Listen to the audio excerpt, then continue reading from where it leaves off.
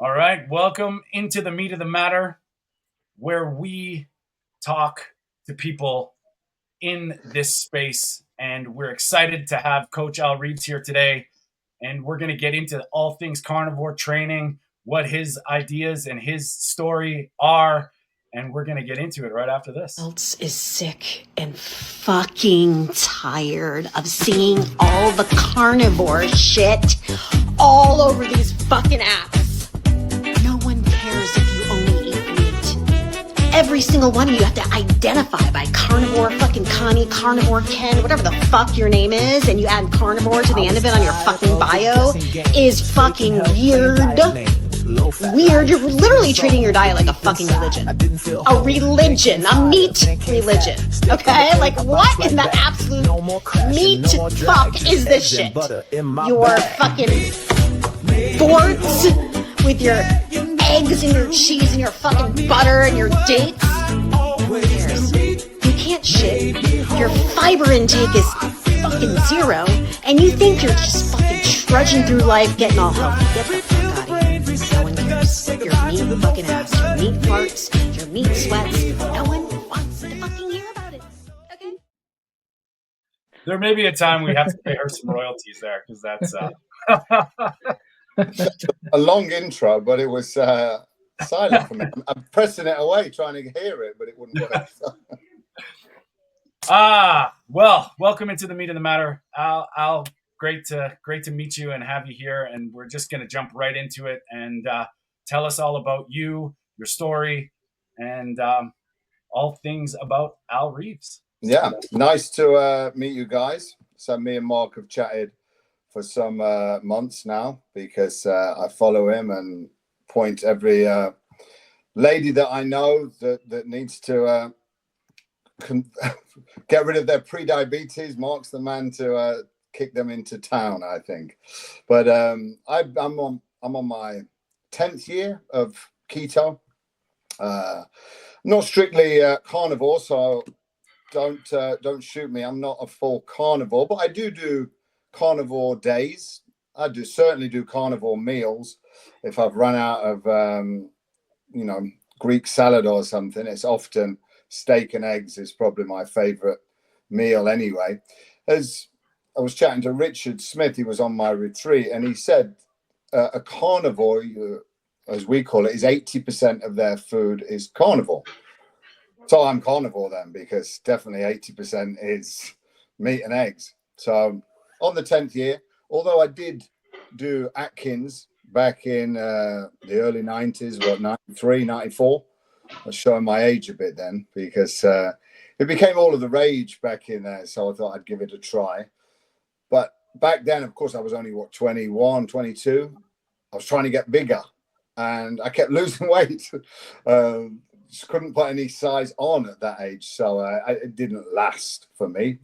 Went back into keto when my dad was diagnosed with cancer. So I started reading up on everything on cancer, as you do. And of course, the ketogenic diet pops up because we know cancer feeds on sugar. So then I started doing that. And of course, I was going on holiday as well. Just before that, yeah, that's right. I was going on holiday about a couple of months before, and I thought I'll go low carb.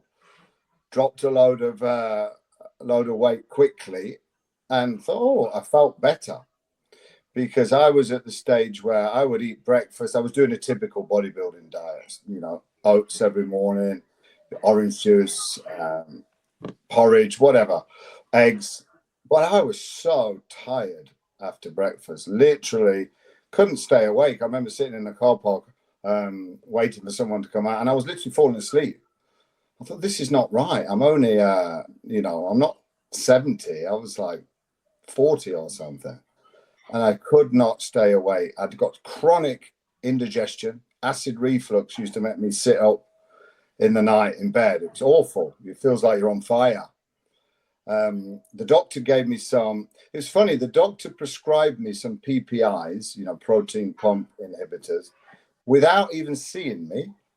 He just prescribed me over the phone. So I picked up the prescription, read the label of side effects, and I just never took one of them.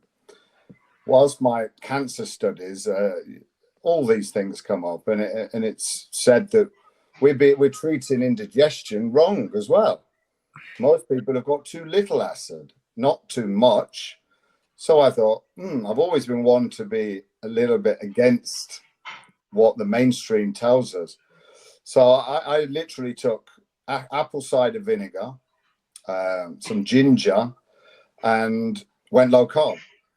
Within 5 days, the acid had gone, and I never took a Rennie since. And this is 10 years ago. I used to always have pockets full of Rennies, always would be chewing them nonstop.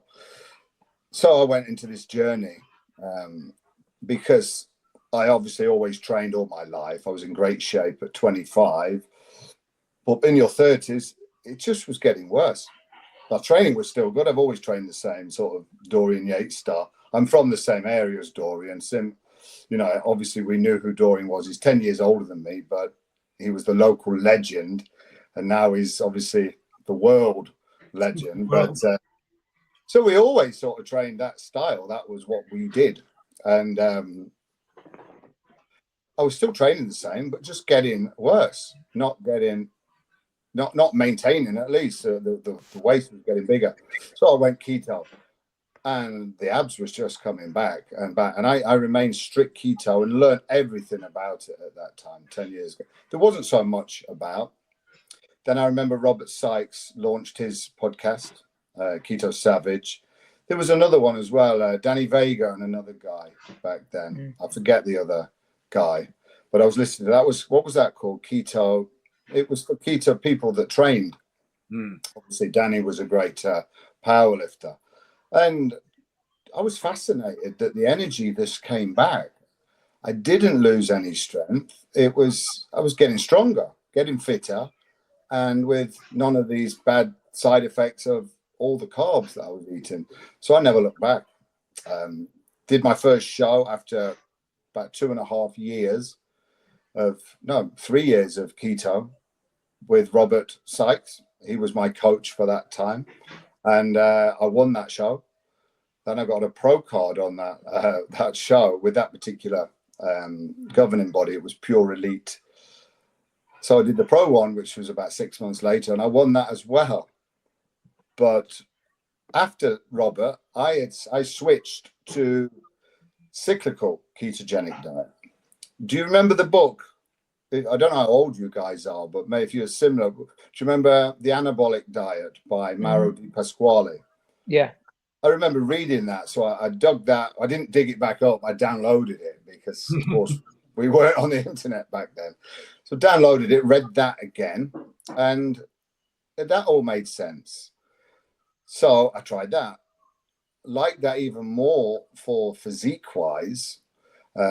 Just felt bigger, which, of course, it feels like as you're not more. I felt other benefits as well, which we can go into with hormones.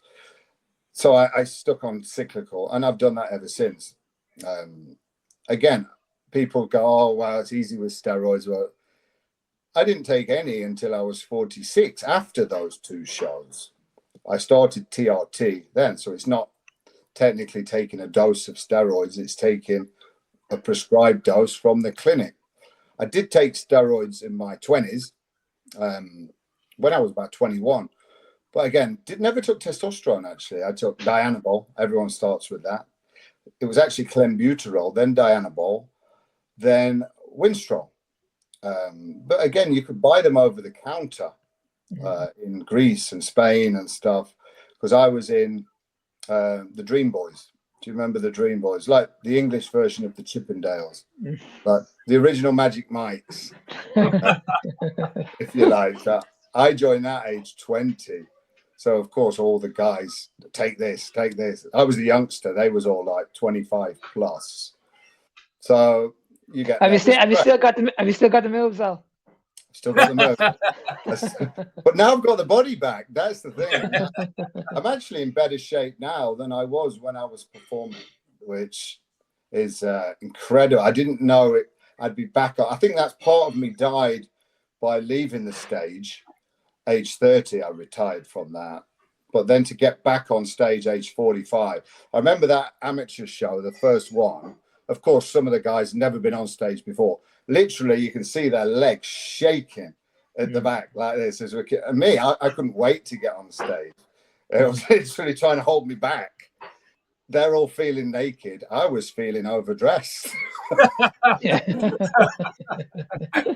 So, of course, if you know bodybuilding, which I'm sure you do, 50% of it is how you actually pose on stage with your confidence, with your stage presence.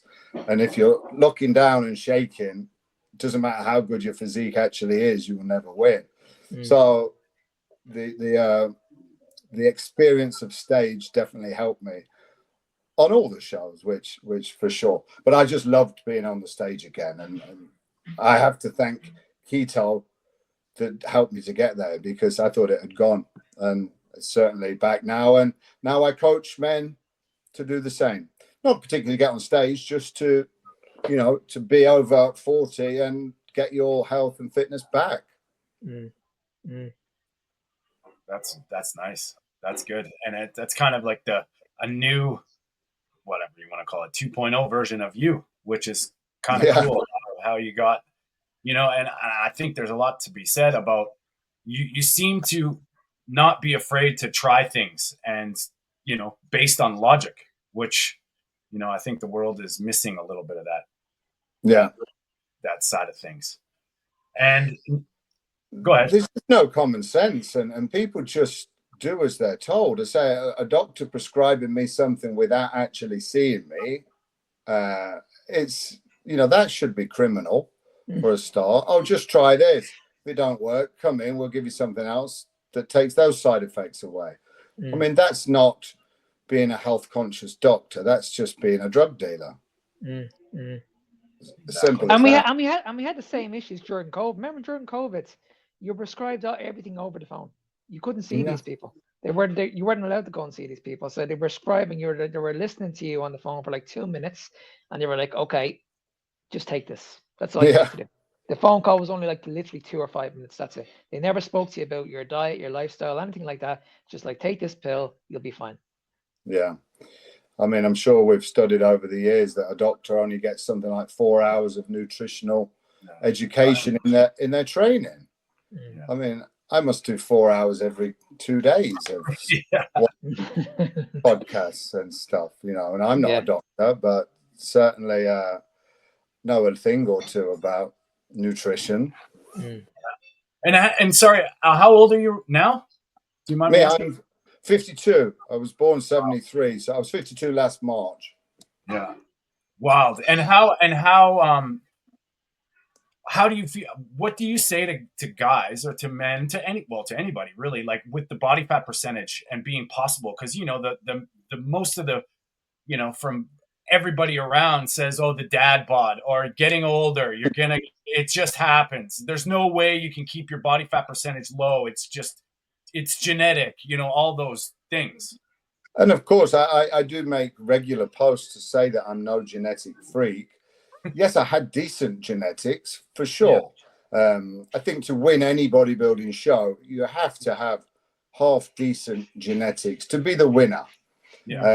But anyone can get in better shape, that's for sure. But to win Mr. Olympia, for example, you have to be peak genetics. They've all got great genetics. It's the same as being I analogy like a racing driver. We can all drive a car.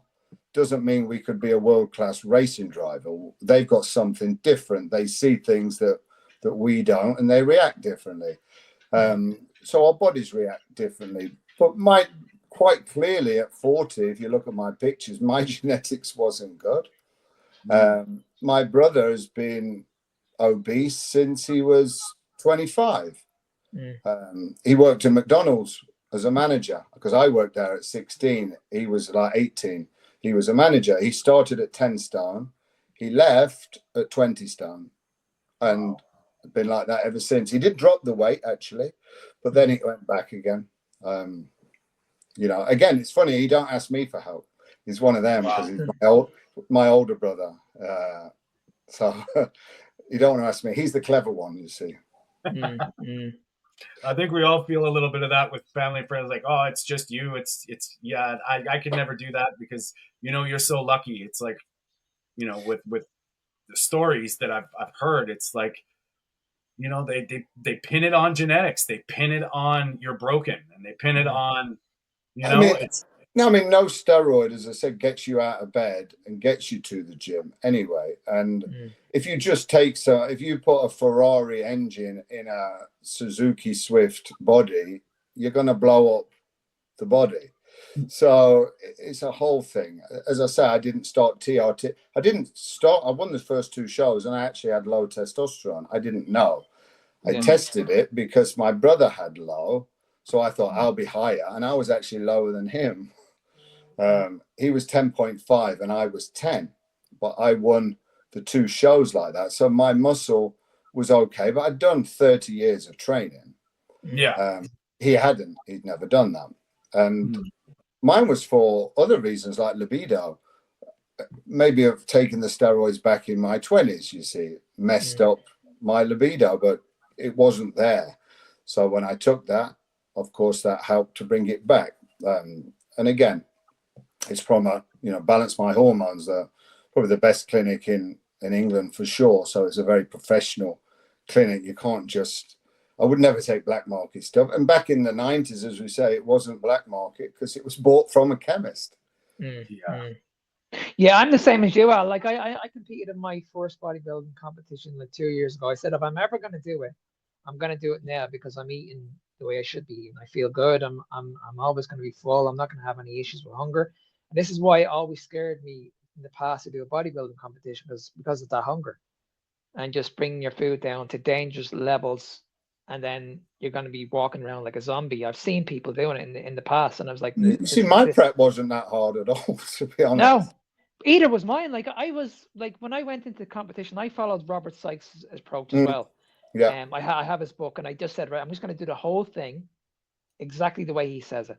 And I went into the competition. I was eating around, I'd say about 80% of my caloric intake coming from fats. My protein, was the first shot. My protein was extremely low. And I felt incredible walking on that stage. Like there was nothing wrong with me at all. My brain fog was fine. I was walking beside guys, and these guys were like zombies. They couldn't even move. These people were taking fish oil out of their diets. It was horrendous. And no doubt you were sitting there eating anchovies as you was talking about it, because I was. Yeah. I was there just eating butter, and everybody's looking at me and saying, "What is he doing?" And I was having like water. Yeah, and I had all I did was put a little bit of salt on my tongue before I stepped on stage, and I had my posing was perfect. These people were cramping up big time, and I was walking on that stage. I was walking on that stage with literally veins in my lower abs. I think it was around 4 or 5% body fat at this stage, and I went in. I made the decision. I'm going to go into this competition. These people are wearing hands, so they were taking steroids, but I wanted to test myself against these people. Now, I was in a category of like 25 people, 25 like unbelievable athletes. Out of 25, I came to top 4. And this is only my first bodybuilding competition. Yeah. This was the only one I was going to do. I wasn't going to do any more. First time ever on stage. First time on stage. And the only reason I did it, because I suffered with body dysmorphia for a very, very long time. Right. And I wanted to test myself against these people. But I know with a little bit more work and working with like someone like yourself or Robert, I know for a fact I would have won that competition. Yeah, for sure. If you had the stage experience that I'd had, then you would have that extra spring in the step, the extra 100%. the look in the eye to the judges of confidence, and you would have won. Yeah, 100%. I felt great, and there was no issues with me. And as I said, I was walking around with dangerous levels of body fat, but I felt great. Like my hormones were functioning the way they should be. I was talking to people on a regular basis backstage. I wasn't in a position where I had to constantly feed myself carbohydrates every 2 hours. And you know this, Al. When the show was over, they had this back room. Oh, donuts. Oh my God! You want to see the shit back there. And these people were like they were like animals around a carcass. Yeah. Oh, they're shipping them in, aren't they? The deliveries of donuts. Oh, there you go. And I was completely fine. We went out to an all-steak restaurant where you could eat as much meat as you possibly wanted. And I think I put down around 4 pounds of meat that night, probably more. A lot of me, a lot, and I woke up the next day and I felt even better. I looked even better. Well, I actually went to my friend's Indian restaurant afterwards, and I had a little piece of naan bread, a little this big, and I was in agony for 4 hours afterwards on the sofa because I'd been strict keto for about 2.5 years, never had any carbs, literally none, just no carbs, whatever there was in, trace amount of carbs. I didn't have any refeeds, but I was in agony. So when I went to cyclical keto, I removed bread. I didn't have any wheat. I still don't. And yet bread was my favorite food back then. Sandwiches. I loved sandwiches. I would always been in Marks and Spencer's twice a day. Jacket potato as well at lunch. Of course, I bet they're covered in margarine, aren't they? The Marks and Spencer's sandwiches. And I was eating that all the time and didn't know why I was not feeling well. Well, So I think a lot of the breads now are not really breads, right? Like that, there's a whole other side of that too. It's not just the carb factor. It's what other it was shit. Dr. Berg posted about Wonder Bread on his post. So, my granddad ate Wonder Bread and he was fine, and it said 4 ingredients. Wonder Bread now is like 40. It was just a poison. So break it down now. What does this cyclical diet look like? How do you do it? How do you coach it? So Sunday to Friday is keto, less than 50 grams, depending. Some people can get away with a little bit more. Some people, as you know, need even less. On average, any keto person will tell you around 50 is the number, and that's trace carbs with berries and salad and vegetables, as you know.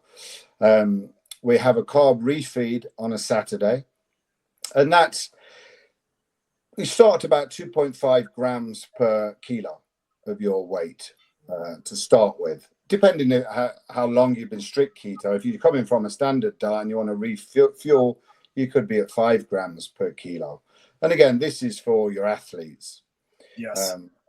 And then when we're doing a show, you'll go up to 10 grams per kilo for the refeed. And that might be split over 2 days. Depends on digestion, depends which carbs they choose. Because I only give them a choice of either white rice or potatoes.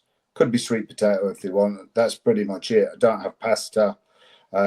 Just those 2 things.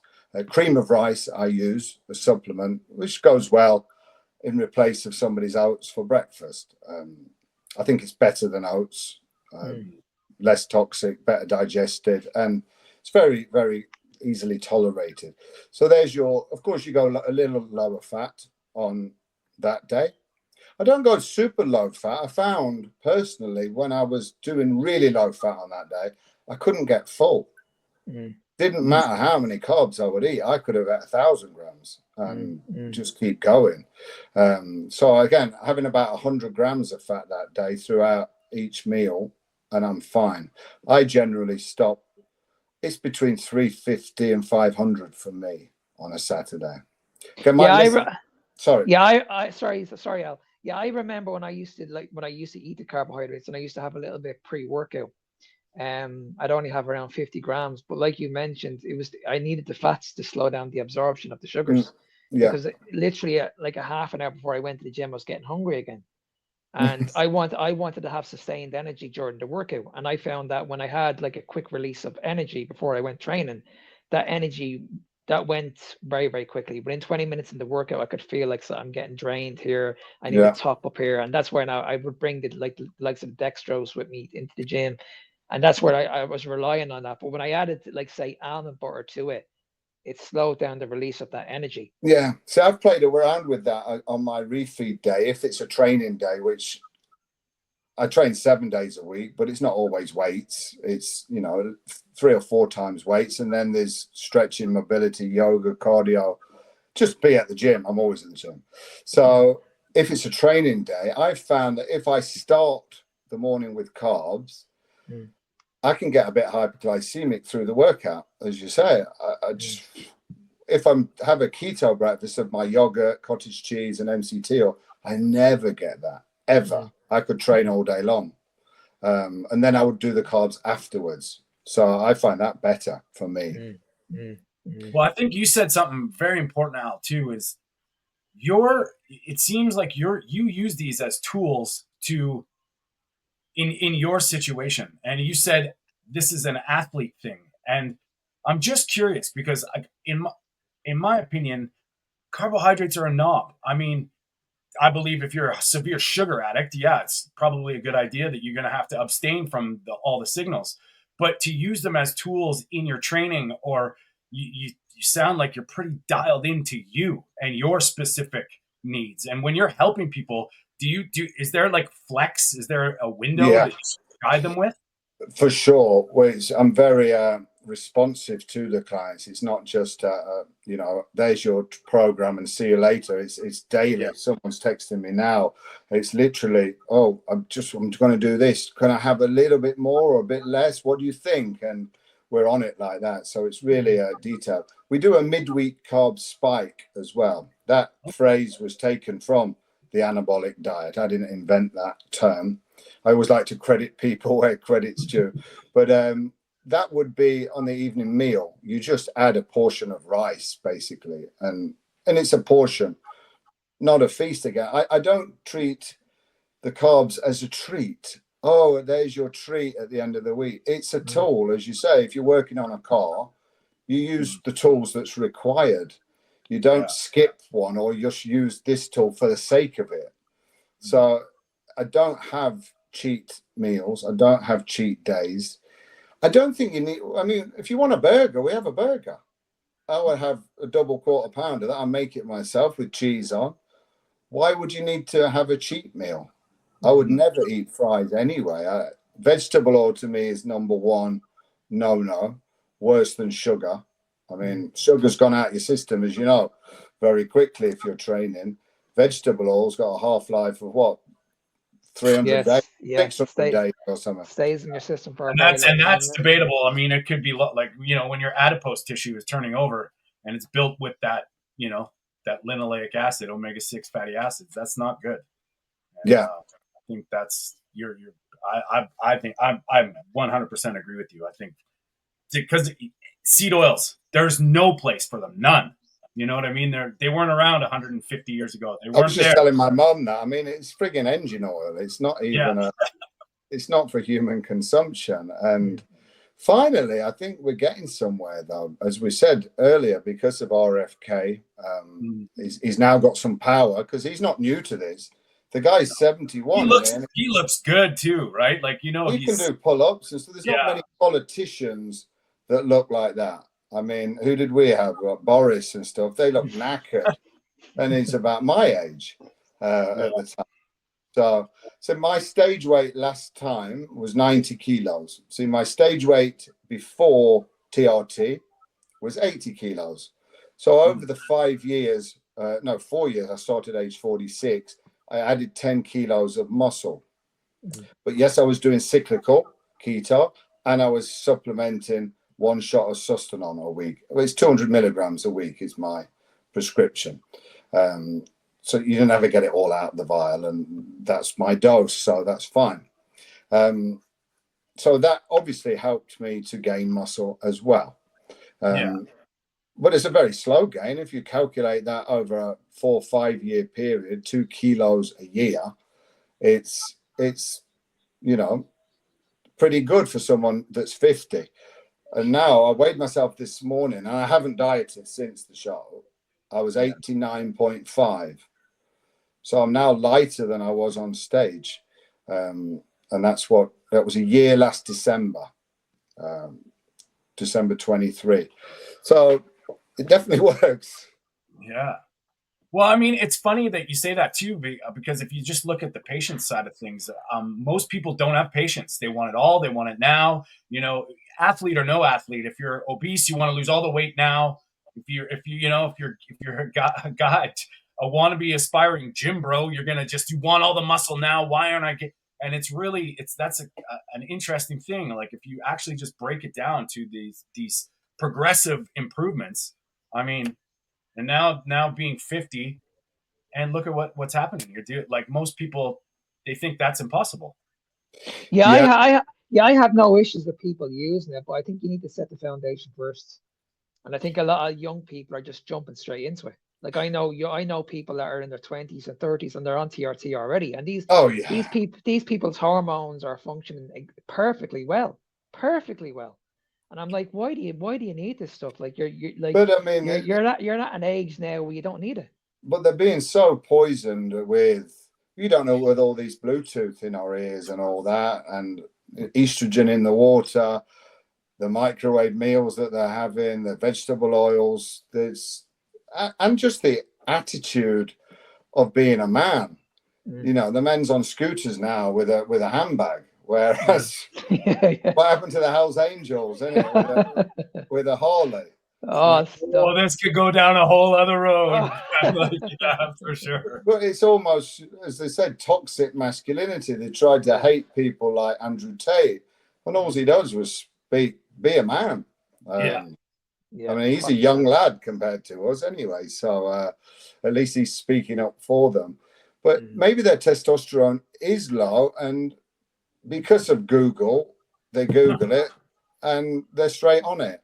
Simple as that, you know. So it was only us bodybuilding fans that knew what they were back in the 90s. Normal people had no clue what an anabolic steroid was, I guess. 100%. Yeah, 100%. But again, with keto, in such a rush, I had to go strict keto for over 2 years to heal. You know, to heal my gut, to heal my addictions, to heal my bread addiction, to heal my acid indigestion. Yes, it went away in 5 days, but that the symptom went away. I certainly hadn't cured my leaky gut or my pre-diabetes. That takes time, as you know. So I wasn't comfortable for 2 years to go back on the carbs. And it's now a tool. It's not like I'm going to have an apple pie after this. It's just what I do. And I've created habits, and that's what you have to do, and routine. I've created systems. You get up, you drink this, you eat this, and I eat the same things repeated. One night it might be lamb, tomorrow it might be steak, the next night it might be pork, but it's the same. Prepared different. Yeah, well, that's another good point that you make too. Is like I think a lot of people don't give any, we'll call it a proper human nutrition diet, the chance to do the healing first. Like they look into it to all these things, and I mean it takes time to heal these. Well, that's the same as a doctor. You've seen that meme where lifestyle choice, no one's in the queue.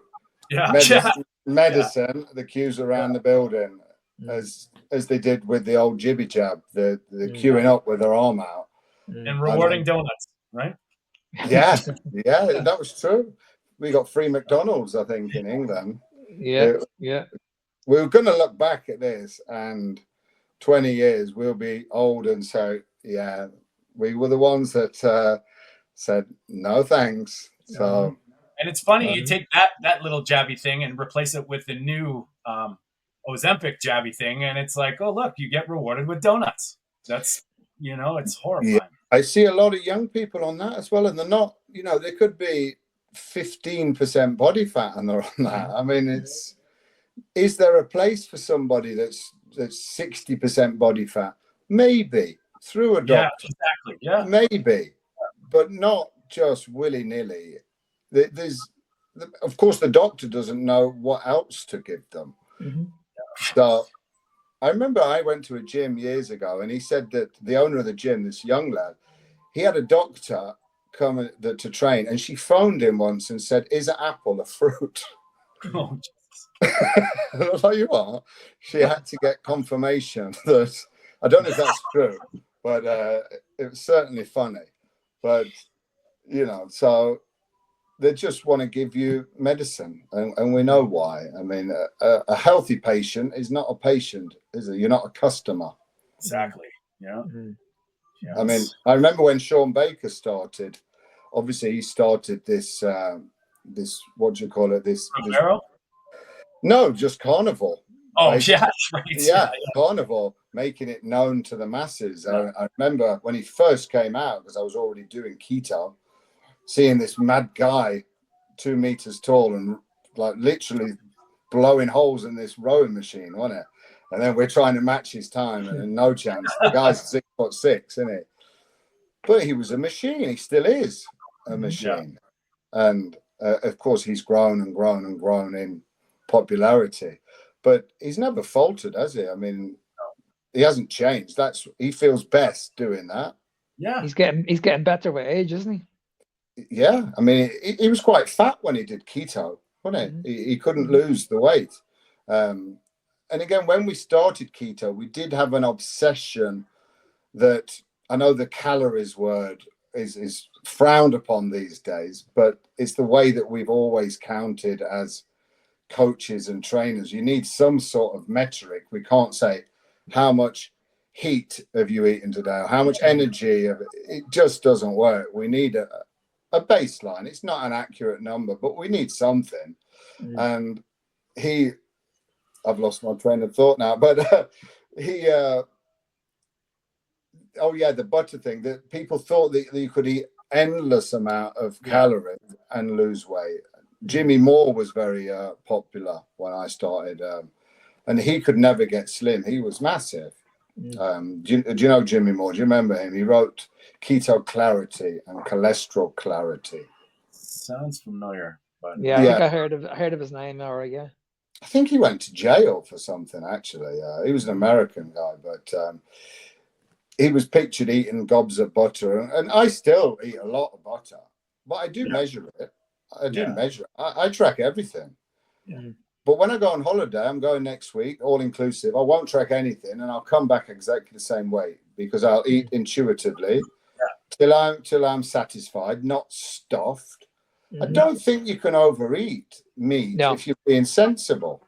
That's what I was going to say. Like I'm the opposite. No, I haven't tracked. I do macros probably every so often, but I don't track any food. I just listen to my body tells me what to do. Like if my body, some days I'll eat 1 meal a day, some days I'll eat 2 meals a day. Yeah, you know what I mean? I'm just going off how my body feels. My body's telling me into your routine. I have 4 eggs. I have my yogurt. If tomorrow, I'm not going to have 12 eggs tomorrow for breakfast because it's just not what I do. We buy a lot of eggs here, so the kids would have none left. But so I'm in my habits. I've created these habits, which you have, and you're just following the same. But you don't get stuffed eating carnivore or keto. And if you take your time eating, that's the only problem I find with carnivore. If you go into a restaurant, and I've sat with carnivore people and we're doing keto, they're finished in 5 minutes because you just ate your steak and that's it. And there is quite a social interaction with eating as humans. And it's a very pleasurable experience. It's part of life. So I find that eating a huge Greek salad obviously slows you down, and vegetables. It's a nicer experience. It makes the meal that bit longer, if you like. So I experimented on it. I did this like about 6 months ago. I had a 400. What did I have? I can't remember how much weight I was having in steak. Let's just say 400 grams. I had a 400 gram steak one day, and I really struggled to finish it. Really, really struggled. And then the next day, I said, right, I'm going to have the same amount of steak, but I'm going to have it with mashed potato.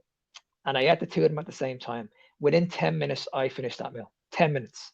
Now, when I had the steak on its own, it took me nearly 40 minutes to finish it. Right. Again, if you eat slower as well, then you create the hormones to tell you that you're full. Whereas, again, a lot of these sugary treats you're eating too quickly, Yeah, these artificial crap. People are having mashed potato that's made with a frigging kettle rather than a potato. It hijacks all the signals. You know, that started when I was a kid. It was Smash. You remember? Yeah, I remember. Oh, look, it's powder. It's so cool. But the commercial was cool. So the kids, get me that. Same as cereal, isn't it? I used to eat a lot of cereal as a kid. My mum was very much into low fat. I remember Flora all around the house. And I remember saying, don't eat an avocado. They're high in fat. Don't have them. So I'd never had anything like that. That was like exotic fruit. The most exotic we were when I was a kid was a tin of peas and tin of carrots. and I didn't like them. So no, I never had many vegetables growing up, for sure. Never had seen any broccoli in my house. Well, I think you said something there too, that like, you know, we all get these dogmatic issues with keto, carnivore, whatever diet you're on, and I think, you know, like, it's, if you focus on the stuff your body needs, and then there's obviously a life, a flexibility. I mean, the reason I don't eat most vegetables is because I don't have the time, and I don't like chopping them, and I don't like cleaning up after them, and I don't trust the vegetables that The I have. glyphosate and I crap. don't trust the supermarket vegetables. So if it was a garden, seasonal, I'm, but it's just in my life. This the way I do things works. But I'm not afraid of salad. I'm like, if I go to my mom's and she makes a salad, I'm, you know, it's not, Yeah, oh my yeah. god, I'm carnivore, I can't eat it. But I choose not to. Yeah. All the big Americans like Thomas DeLauer, they say when he goes to Italy, he eats the salads and the sourdough bread, and he feels great. When he eats it in America, he feels like death. Yeah, there's no coincidence. That's for sure. You know, there's a lot of your, or not you, you're in Canada, but a lot of the ingredients in America are illegal in Europe. Oh yeah. I think they're illegal. I think we're pretty close. Like our Health Canada is not any better around, and it's just the Right. deeper I dig into that stuff, that's a whole other animal. And like all the people that I talk to have no clue that they're shit on their vegetables, and they have no clue that these things are picked unripened, and then they ripen in the truck with chemicals. Like, and again, everything was that in season in our grandparents' age. Yeah. As simple as that. They didn't have fruit. They didn't have strawberries all year. They had them for July, and that was it when Wimbledon was on. But you know, for me, I eat carnivore when the missus is away or something, because as you said, I can't be bothered to cook any vegetables or something. I just eat a piece of steak. It takes 5 minutes. I don't know how people say they haven't got time to cook, because the steak, you could cook the steak as quick as 1 minute if you like it pretty rare. So it's the easiest diet to do. But when I was strict keto for 2 years, I felt fantastic, and I was averaging 82% fat. I've still got my data on my chronometer. 82% fat, so it was very, very high fat. Felt amazing. And then I knew fat didn't make you fat, because I was losing weight every single week. It was shump. And but once I got to this leanness, I've tried it since. I don't feel as well as when I do my refeed, or that little bit of carbs throughout the day. Not throughout the day. I have some blueberries, not all the time, sometimes, but I'm not snacking on carbs throughout the day. But I have cottage cheese and Greek yogurt. There's a little bit of carb in that. Not a lot, but it's certainly not zero. And I just feel better now. Maybe if I did 6 months without the refeeds and cleared myself of that, maybe then I would feel better with that again. But for now, I'm thriving, so I won't change it. So if you are thriving on your diet, fair play. I'm not doing anything.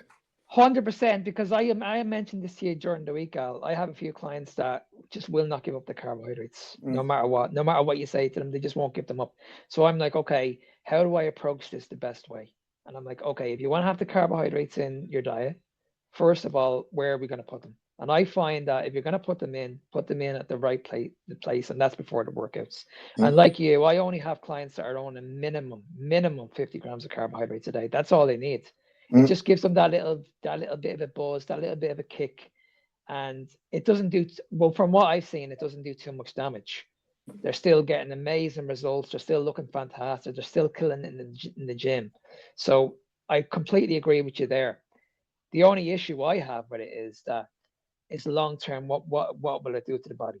If you're doing this on a regular basis, that's where 50 grams, I really don't think it would be detrimental, to be honest. I mean, your average person is, as you know, is doing 300 to 500 grams a day of processed ultra. Say I only use white rice or sweet potato or white potato, and it's 99% white rice. It's not processed carbohydrate crap. And most people are having biscuits, they're having crisps, they're having French fries. They're having all that. They're not eating white rice for their treat, for sure. I mean, I have a, like, I don't work with athletes. I work with people that are coming from the obesity, Mm.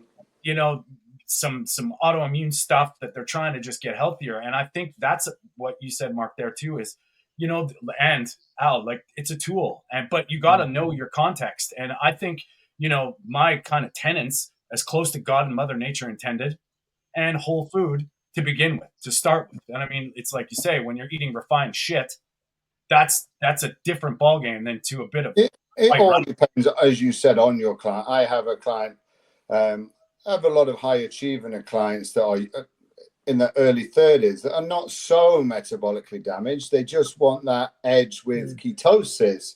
They still want to have that peak in their gym, and they're so conditioned in their brain that they think you can't train without carbs as well. So you have to bring that in a little bit slow. And then when they see me still lifting 500-pound deadlift, that they know it's possible, the strength is still there. But then there's another client, this other guy, he's not very tall, he's 300-pound.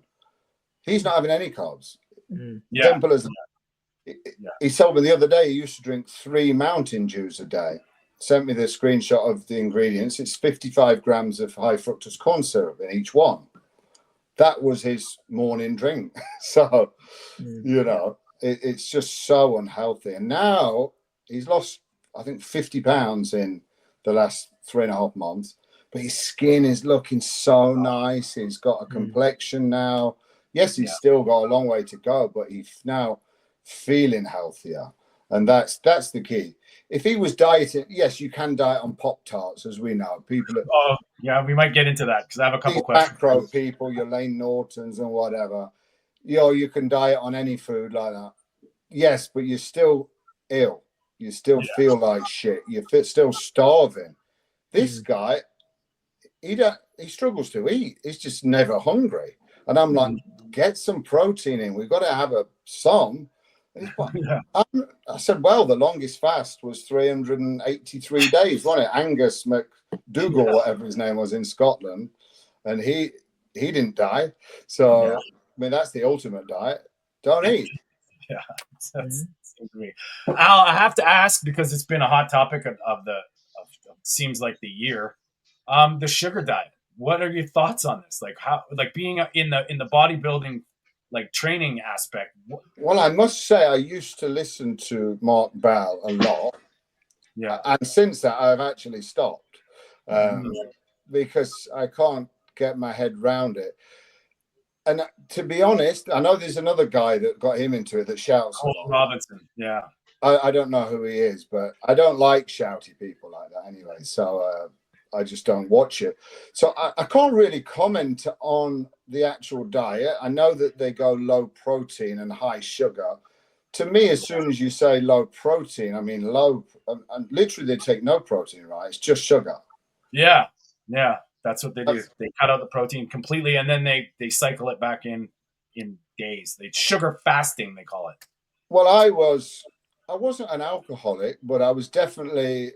My friend said I wasn't. Well, he is an alcoholic. I was like a strange one. I would be a binger, and I would binge for 2-3 days. I was just a party animal.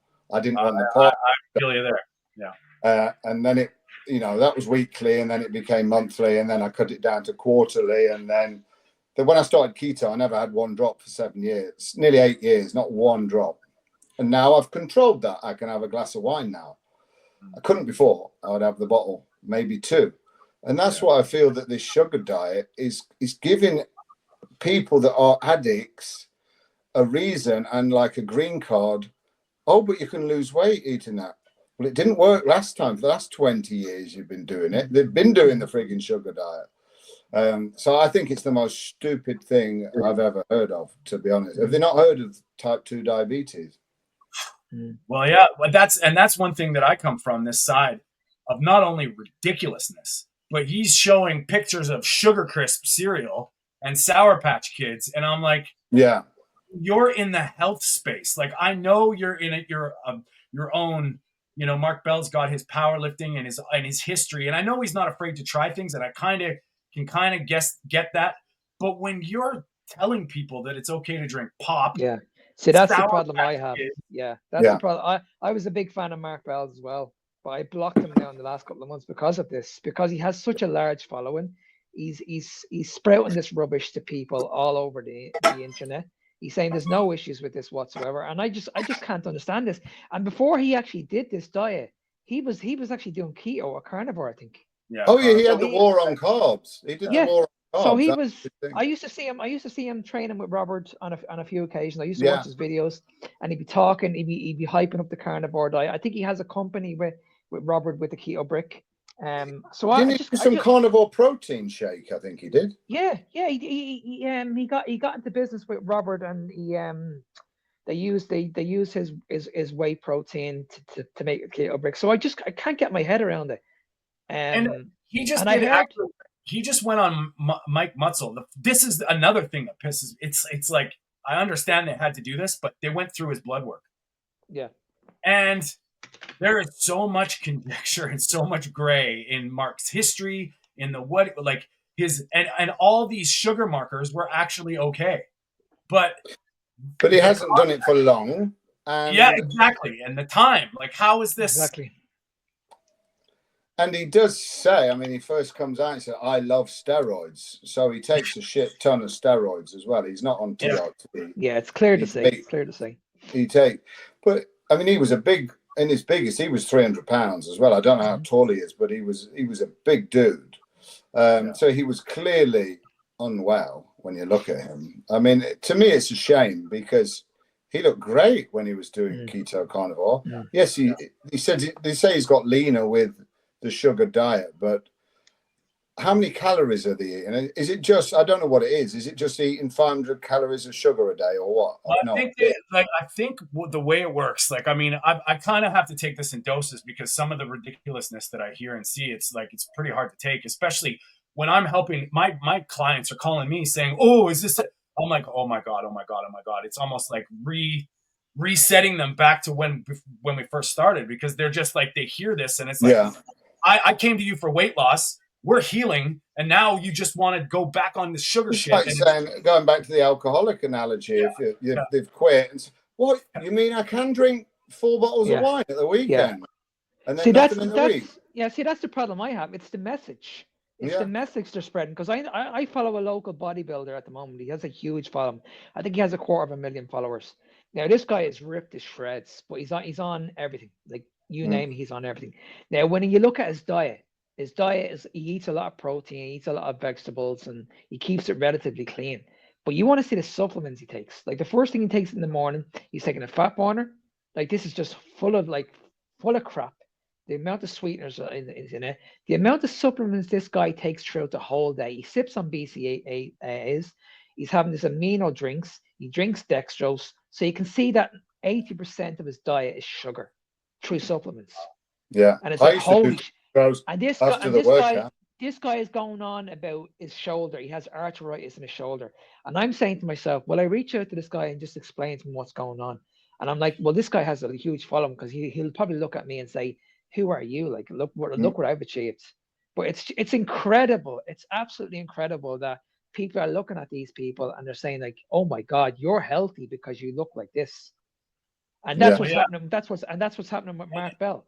Everybody's looking at this guy, and he's ripped to shreds, and he's saying, like, okay, you can still have a bowl of cereal, you can still eat this shit in moderation and look like me, but they don't know what he's doing in the background. To me, that is just simply not food.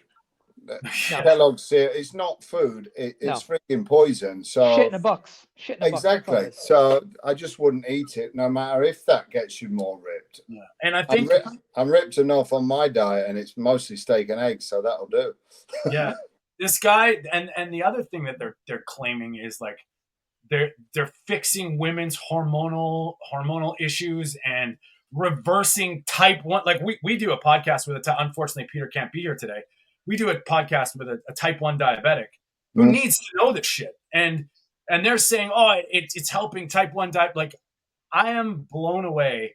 And their protocol, this guy is saying 72-hour sugar fast, only sugar, like 300 calories of pure sugar.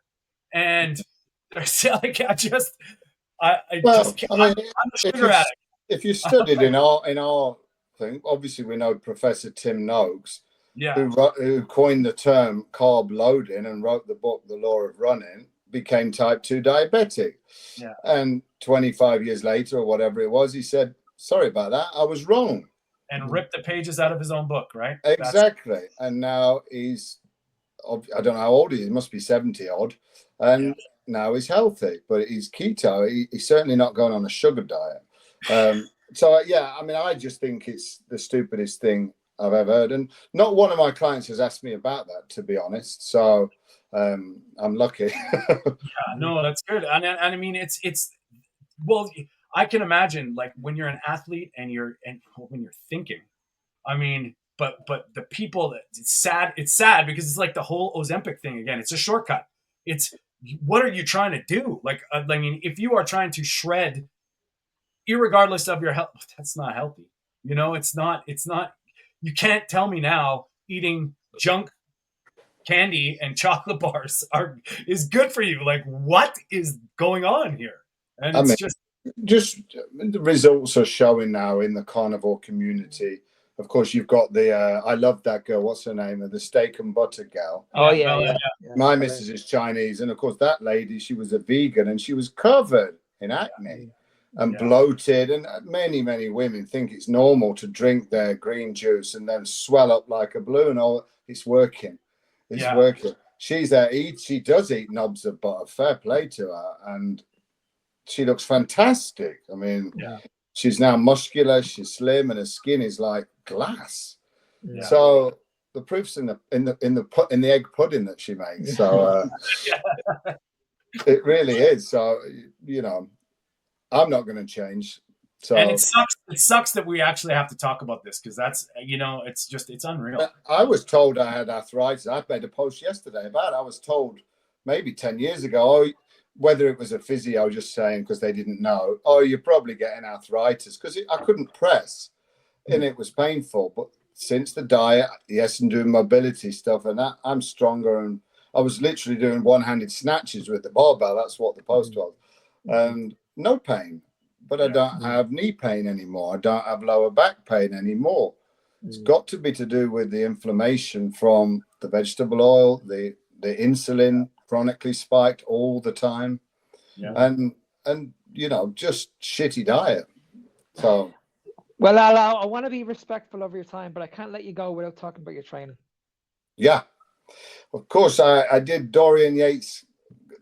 As I told you, he was always our local legend growing up 10 minutes away from him. But I see advertised a few years ago that he was looking for students to do his certification. And I just thought, I was already a personal trainer at that time, but I just thought this is a chance to meet him and work with him. So that's what I did and booked and paid for it.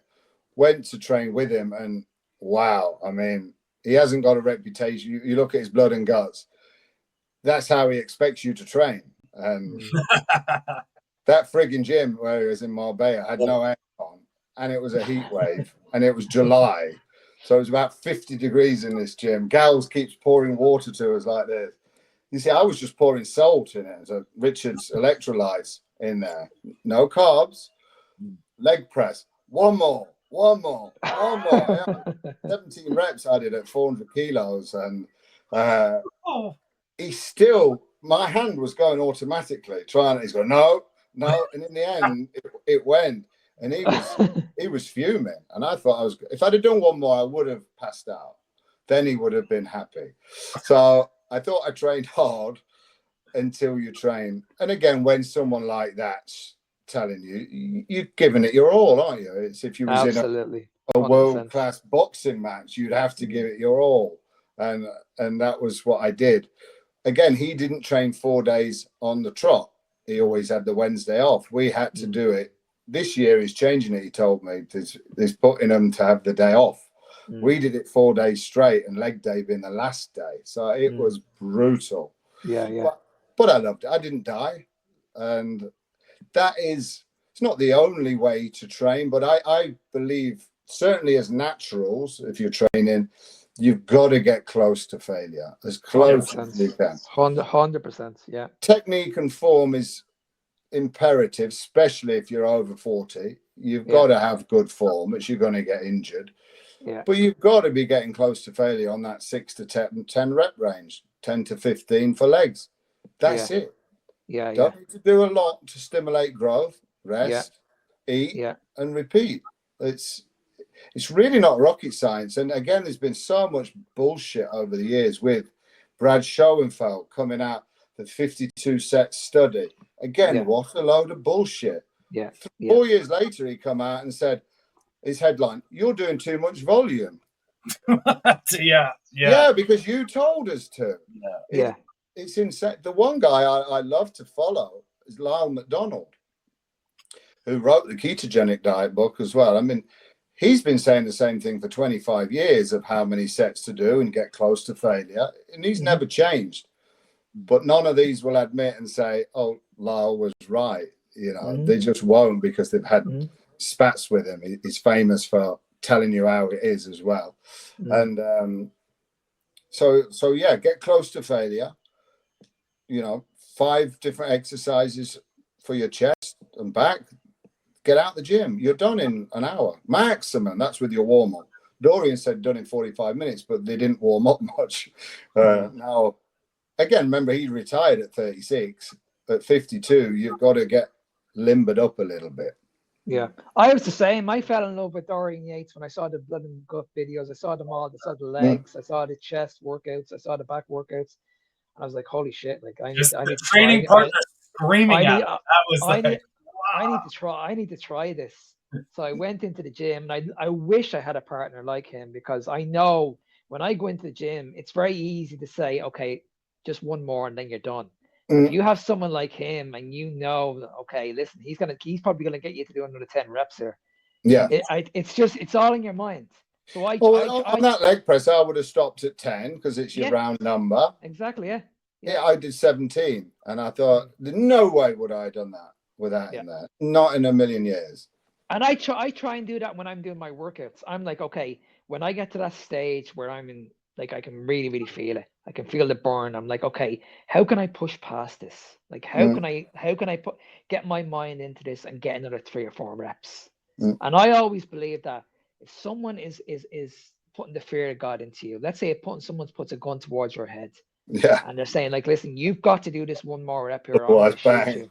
Bang. That's where I try and tap into that mindset, because I train on my own, and it's very, very hard.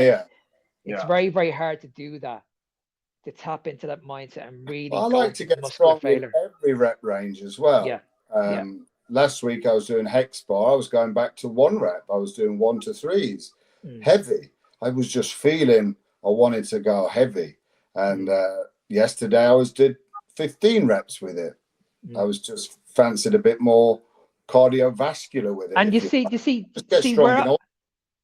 where you made a good point there, Rob, because what I see in the gym is when people do a big lift at the beginning of their workout, the rest of the workout they get weaker.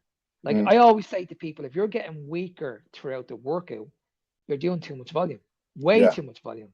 You should be getting stronger throughout the whole workout. You shouldn't be getting weaker. But I see people that are doing bench press, and then they'll go over and do a chest press, and then they'll go over and do another chest movement. And they don't realize that this is 3 exercises the same. You don't need to do that. Yeah, it's if just you like press you're overtraining. Then do a fly, then maybe an incline, then you're done.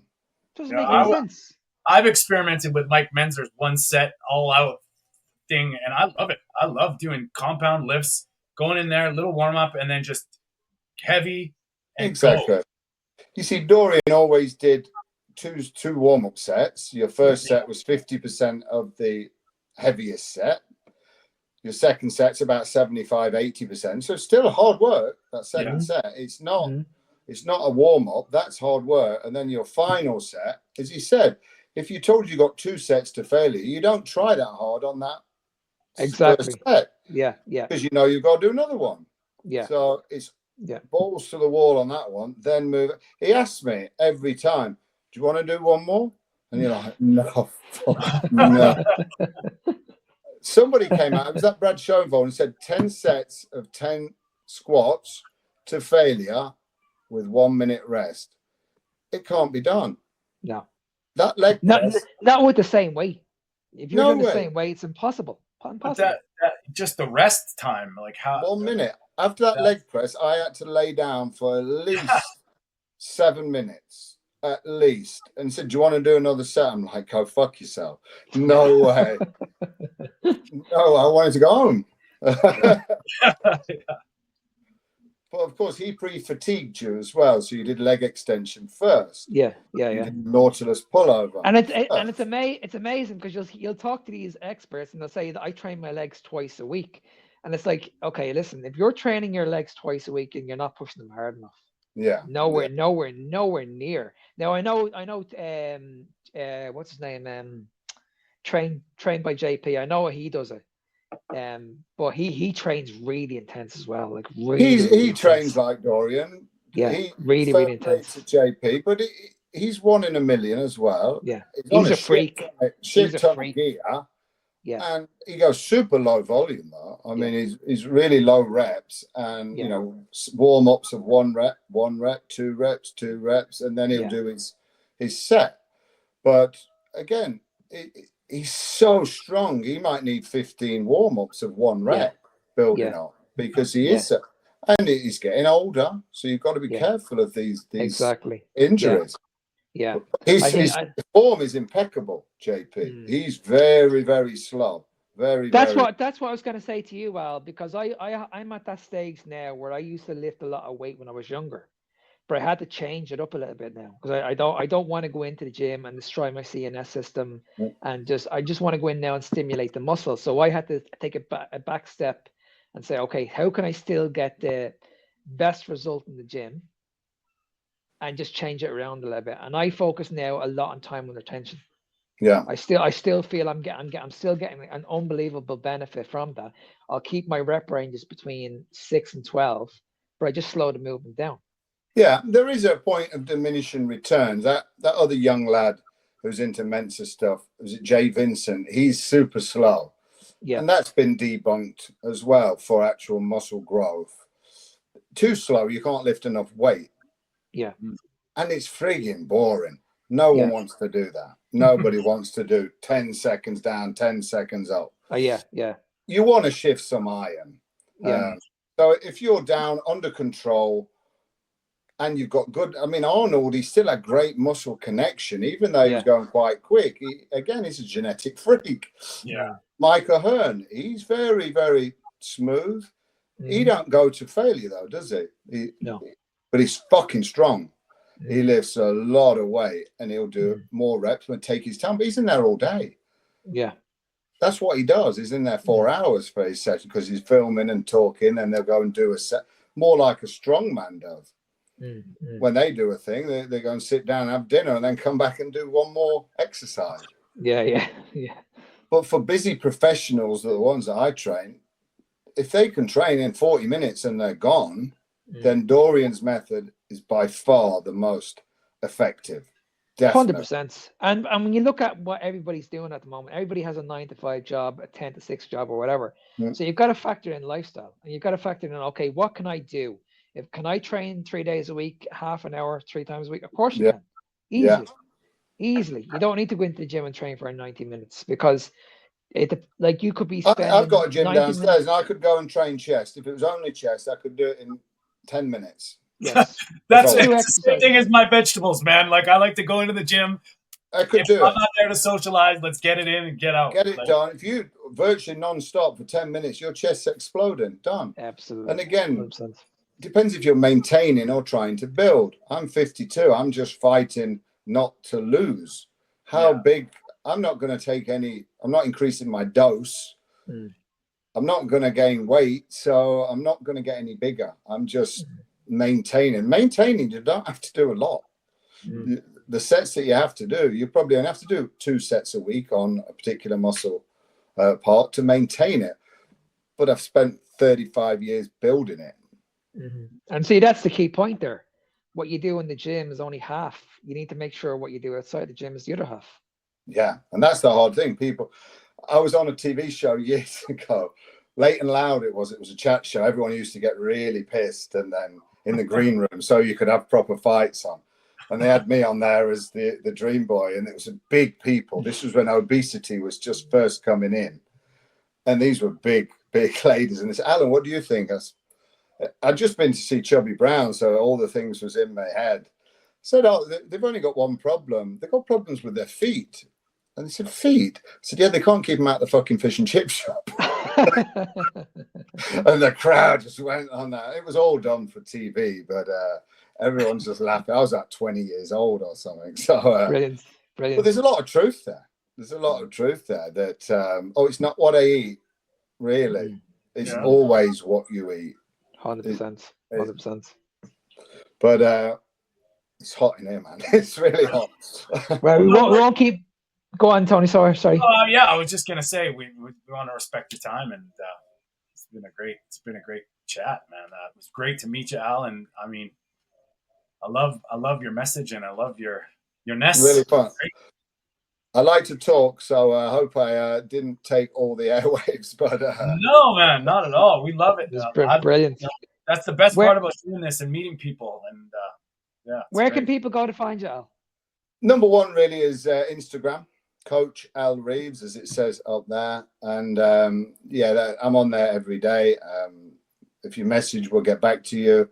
If you want any coaching inquiries, all the details are on there. And Facebook as well. I don't really use that much anymore. It's mainly Instagram. It's stick to one, master one at our age. If you try and do two, oh man, the brain gets confused. I'm all right with Instagram, so that's where I am. Oh, I also have the retreat that I run, the Ultimate Men's Health Retreat, which is in Marbella. We've done 2 now. Just a dream of mine last year, and now I've done 2. Dorian came and talked for me and trained some of the guys, and Richard Smith came and talked.